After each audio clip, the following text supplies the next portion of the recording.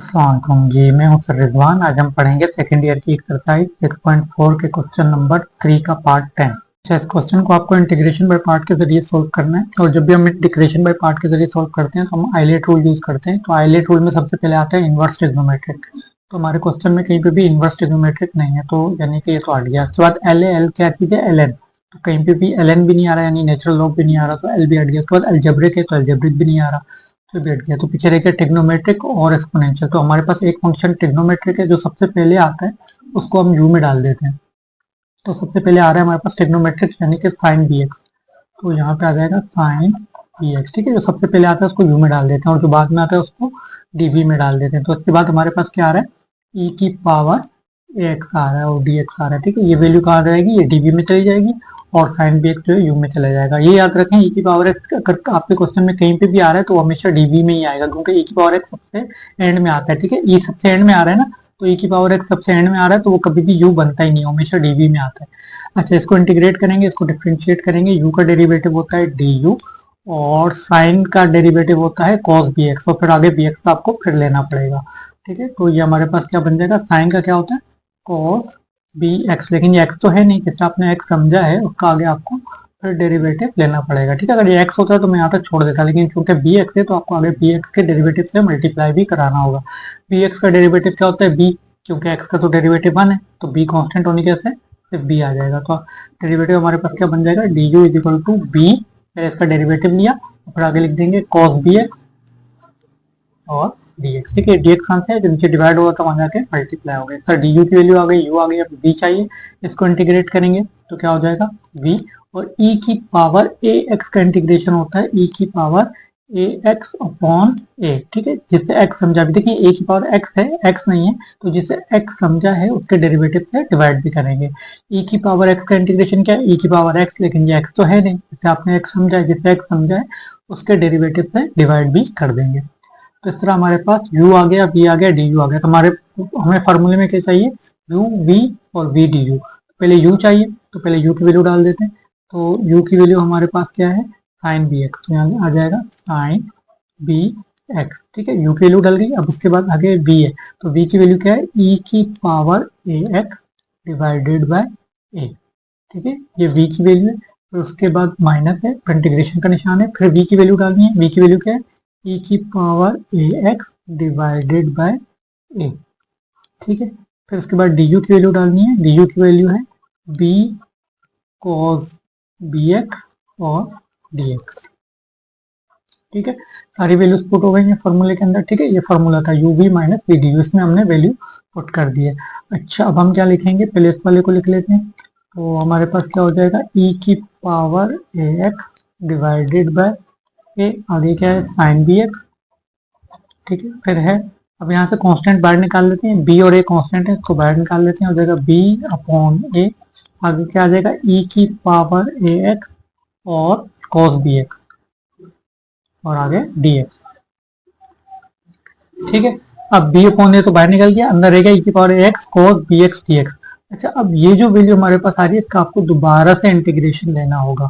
ठीक है, तो आपके पास दो फंक्शन आ रहे हैं, तो इन दो, एक को आप किस में डाल देंगे, u में। ठीक है, अब दो फंक्शन आ रहे हैं तो u में, ये तो मैंने आपको बताया था e की पावर x तो कभी u बनता ही नहीं है, तो इसका मतलब cos bx जो है वो ही u बनेगा। ठीक है, टिक्नो आइलेट रूल क्या देखें तो ट्रिग्नोमेट्रिक पहले आ रहा है, तो cos bx जो है वो u में चला जाएगा। तो cos bx इधर आ जाएगा और dv में क्या चीज आ जाएगी, dv में आ जाएगा e की पावर ए एक्स और टी एक्स। इसको डिफ्रेंशिएट करना है, इसको इंटीग्रेट करना है। चलो इसको डिफ्रेंशिएट करें तो u का डेरिवेटिव हो जाएगा टी यू। अच्छा, cos का क्या होता है, cos का होता है माइनस साइन होता है। ठीक है, तो यहाँ पे क्या आ जाएगा, माइनस साइन बी एक्स, और जिसे x समझा है उसका आगे आपको फिर से डेरिवेटिव लेना होगा। तो इस तरह हमारे पास आंसर क्या आ जाएगा, d u is equal to b x का डेरिवेटिव क्या होता है बी, ये हो जाएगा minus b sine b x और डी एक्स। ठीक है, बी एक्स का डेरिवेटिव क्या होता है बी, ये वाला माइनस लगा, फिर आगे साइन बी एक्स और डी एक्स आ गया। ये डी एक्स आता है जो नीचे डिवाइड होगा था वहां जाके मल्टीप्लाई हो गया। इसको इंटीग्रेट करेंगे तो डी बी का इंटीग्रेशन है वी, और ई की पावर ए एक्स का इंटीग्रेशन आप ऊपर ले चुके हैं, तो यही वाला इंटीग्रेशन यहाँ पर भी आ जाएगा। ठीक है, अब ये वैल्यूज आपने यहाँ पे पुट कर देनी है। चलें यहाँ इसको पहले लिख लेते हैं। यहाँ क्या आ जाएगा ई की पावर ए एक्स अपॉन ए, यहाँ क्या आ जाएगा साइन बी एक्स, फिर उसके बाद है माइनस बी अपॉन ए। ठीक है, इसका इंटीग्रेशन नहीं है तो यहाँ ब्रैकेट डाल लें और यहाँ पहले u इंटू वी करें, पहले u को v से मल्टीप्लाई करें। u की वैल्यू क्या है cos बी एक्स, ठीक है, यहाँ आ जाएगा cos बी एक्स। उसके बाद है v की वैल्यू क्या है e की पावर ए एक्स अपॉन है, e की पावर ए एक्स अपॉन ए, फिर माइनस लगाएं, फिर दोबारा v की वैल्यू पुट करें जो कि है e की पावर ए एक्स अपॉन ए। उसके बाद du की वैल्यू पुट कर दें जो कि है minus b sine b x और डी एक्स। ठीक है, ये आपने डी यू की वैल्यू भी पुट कर दी और यहाँ पे आपने ये जो ब्रैकेट है वो भी बंद कर देना। चलें अब हम क्या करेंगे, अब हमें इसका दोबारा इंटीग्रेशन लेने को, पहले ब्रैकेट खोल देते हैं। तो ब्रैकेट खोलते हैं तो ये हो जाएगा हमारे पास e की पावर ए एक्स अपॉन ए, आ जाएगा साइन बी एक्स। अब यहाँ से हम कांस्टेंट बाहर निकाल लेते हैं, ये a बाहर आ जाएगा, तो ये बाहर आके क्या बन जाएगा माइनस बी डिवाइडेड बाय ए का स्क्वायर। ठीक है, ये a बाहर आके इस a से मल्टीप्लाई हो गया, a का स्क्वायर हो गया और अंदर क्या रह जाएगा हमारे पास e की पावर एक्स और cos बी एक्स। ये एक कांस्टेंट था, बस इसको बाहर निकाला, ठीक है, और उससे मल्टीप्लाई कर दिया हमने, तो ये हमारे पास वैल्यू आ गई है।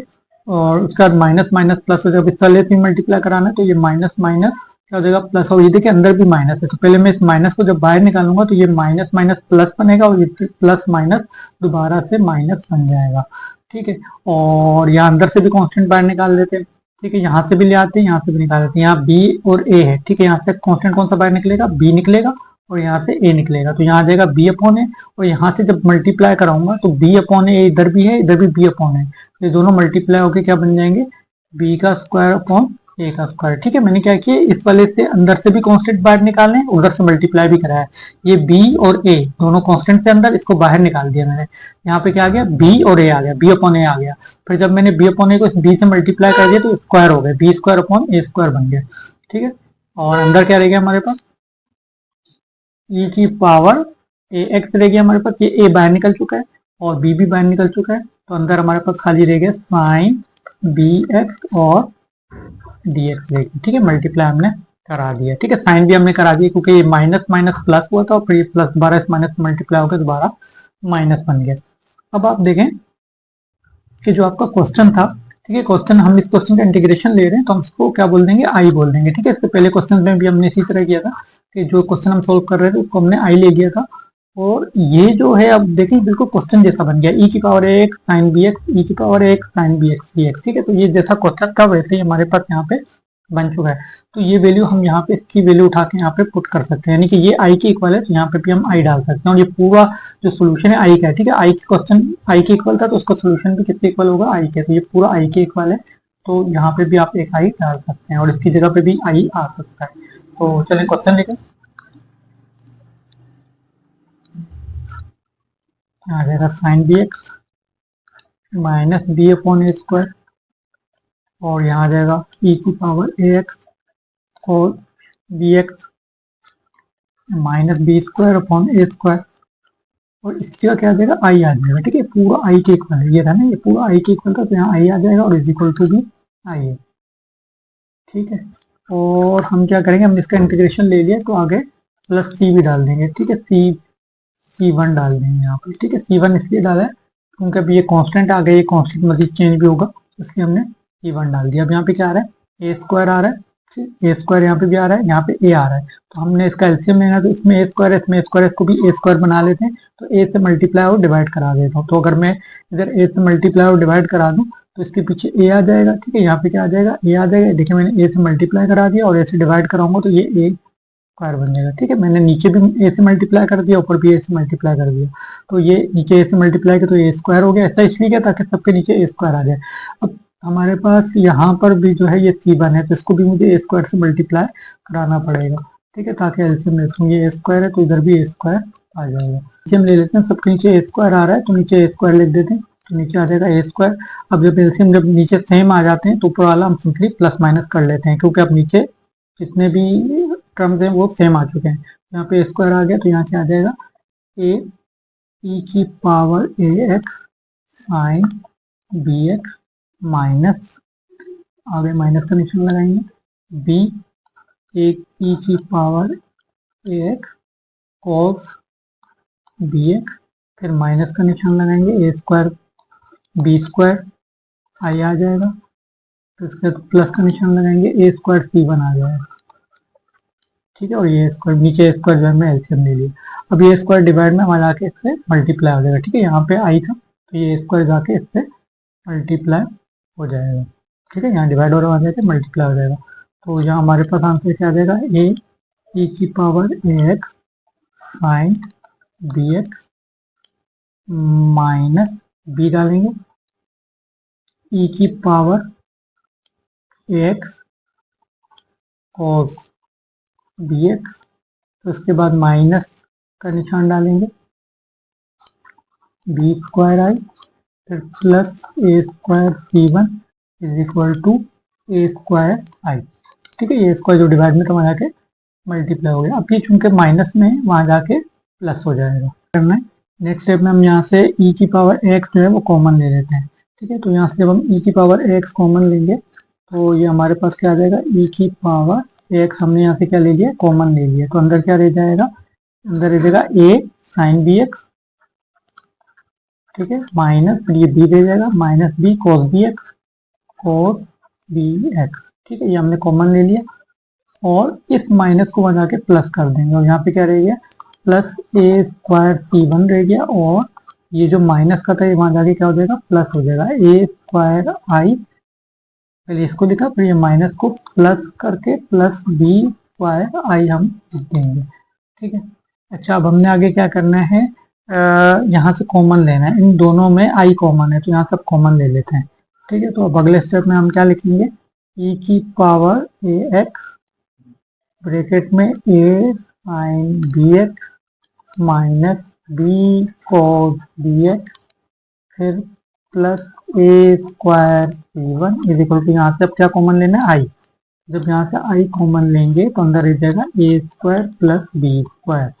ठीक है, अच्छा अब हमने क्या करना है, हमें तो आई चाहिए ना, ए स्क्वायर प्लस बी स्क्वायर को यहाँ जाके डिवाइड कर देंगे, ये हमें आई चाहिए तो ये चीज़ इससे मल्टीप्लाई हो रही है, यहाँ के डिवाइड हो जाएगी, तो इसको यहाँ आके डिवाइड करा देते हैं।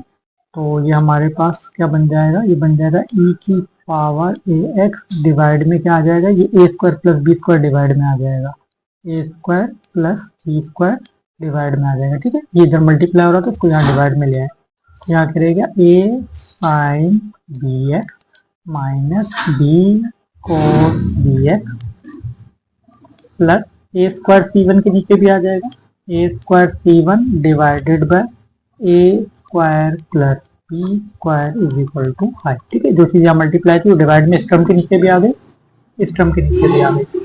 अब हमें आंसर तो आ गया, बस ये जो है ना, ये देखें ये कांस्टेंट है, सी वन भी एक कांस्टेंट था, ए भी कांस्टेंट है, बी भी कांस्टेंट है, तो सारे कांस्टेंट आपस में मल्टीप्लाई और प्लस हो रहे हैं, तो ये सारे कांस्टेंट मिलके एक नया कांस्टेंट बन जाएगा, उसको सी बोल देंगे। ठीक है, तो हमारे पास फाइनली आंसर क्या आ जाएगा, अपना फाइनल आंसर यहाँ लिख देते हैं। फाइनल आंसर आ जाएगा ई की power A x divided by a square plus b square, bracket में आ जाएगा a sine b x minus b cos b x, फिर ब्रैकेट बंद कर देंगे, प्लस अब ये देखें सब कांस्टेंट है तो इसकी जगह एक नया कांस्टेंट लगा देंगे सी। ठीक है, और ये इसका आंसर भी हो जाएगा। ठीक है, और ये आंसर बुक में भी आ रहा है। चलें, वीडियो को लाइक और चैनल को सब्सक्राइब कर दीजिएगा।